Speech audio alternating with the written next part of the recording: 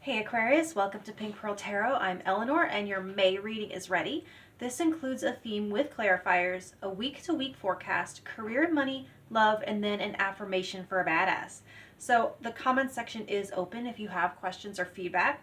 Now your theme for May is Eagle Communion. So there is a lot to learn or discover by connecting to other life forms in nature besides people. And all of the animals and plants contain the same divinity that we do, and they are teachers as well. This could be a month for adopting a pet or befriending a familiar. It's time for enjoying different types of connection that go beyond language. Now, your first clarifier on that is the magician. And so it reminds me of the old musical Camelot, where Merlin would turn Arthur into different animals so that he could see and experience the land from all of the different perspectives.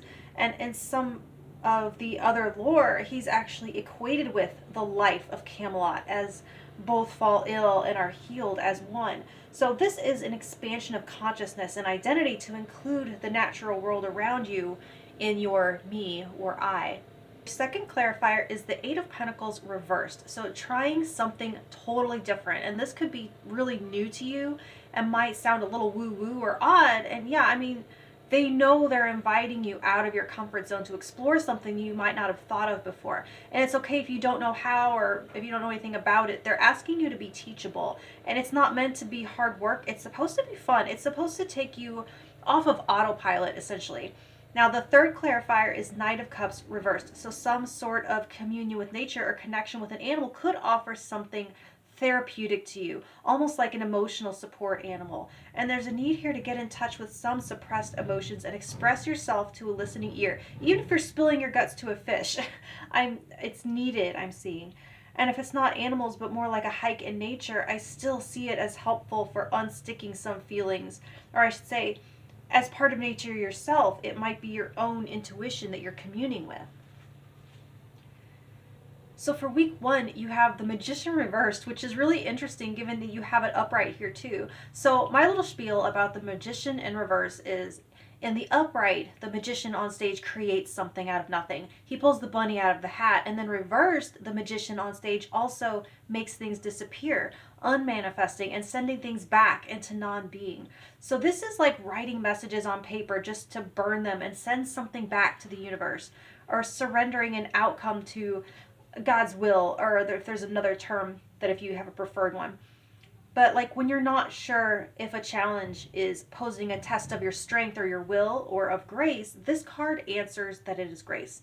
Knowing when something gets out of your hands and then waking up to your being in the hands of a higher power.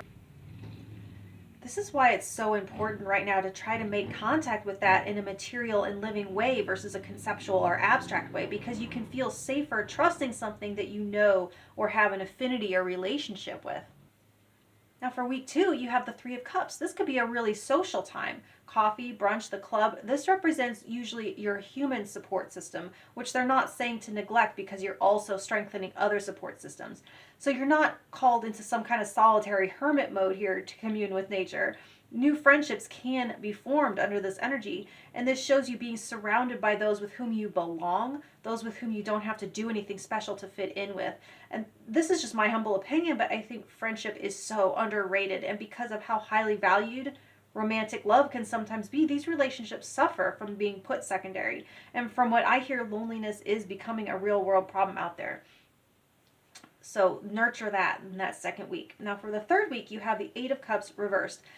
Not to be cliche, but the grass isn't always greener. So if you're thinking of moving on from something, all they're saying here is to be sure. Have you really finished all of the business? Have you tried everything you can? And have you closed up all of the loose ends? Because that way you can move on without second guessing yourself. And for some of you, there is still something here, because this, once again, to go with the cliche, the grass is greener where you water it. And I think they're saying there is still something to be had here. Now for week four, you have the King of Cups. So as a result of all of this stuff with communion and all that, you do finish off the month in a more emotionally fulfilled and stable place. Your cup is full and it has a continuous source so that you can refill it and you can feel more safe to offer love and connection to others without being depleted. And this also, it encompasses all forms of love, so you can connect it to whichever one you're resonating with or concerned about. This is how it can feel when you are in communication with the full spectrum of your emotions, the good and the bad, and you're able to wield the information that it's trying to give you. And it's being able to feel things deeply without being drowned or controlled by it, and therefore having to avoid those feelings because of their ability to usurp your power from you. Now for career/money, you have Source of Earth, or Queen, that's Queen of Pentacles if you're more familiar with that term, and the Bind, which is the Devil. And they're saying to call on your more plucky, resourceful side, your material skills, to release yourself from some kind of debt or dependence. There's something that you are very perfectly capable of that you could be doing yourself instead of paying someone else to do it, and you could probably do it better. You could do it with more authenticity or more integrity. And they're very specific here. There is a warning against entrusting a certain specific task to AI. That seems ill-advised for somebody. So for love, you have the Page of Cups with a Nine of Swords. The Page of Cups represents crush energy to me in a love reading, and it's causing some anxiety. It's kind of like butterflies, but in a more uncomfortable, almost unpleasant way. Like instead of enjoying the rush of sweet feelings, someone is putting a lot of their self-worth on the line and causing too much fear of reaching out or expressing their feelings. So there's huge rejection, anxiety, or sensitivity here. Now, my love readings are specifically geared towards picking up mutual mirrored energies. And so they're mostly flip-floppable, or if you recognize yourself, you can probably safely assume that they're feeling at least something similar. So, I mean, sometimes I do see imbalances, but usually that would show up elsewhere in the reading if love is absent, because my love readings are meant to read the energy signature of love where it exists and what state it's in at the time of the reading. So I hope that makes some sense. I see stalemate energy here until someone gathers more courage. It could be you, because your affirmation is, some people fear the fire, some people simply become it. I don't know why they felt the need to specify a gender there. It's for everybody. And I love that with communion, because it is a time of becoming one with everything, including the fire, including the chaos and the peace. Everything. It's like my Taekwondo teacher, he used to tell us, train like your hair is on fire. And then we would do that, and after doing so, everything else really just did seem easier. So I hope that helps, Aquarius. I hope that makes some sense, and I will talk to you next month. Thank you.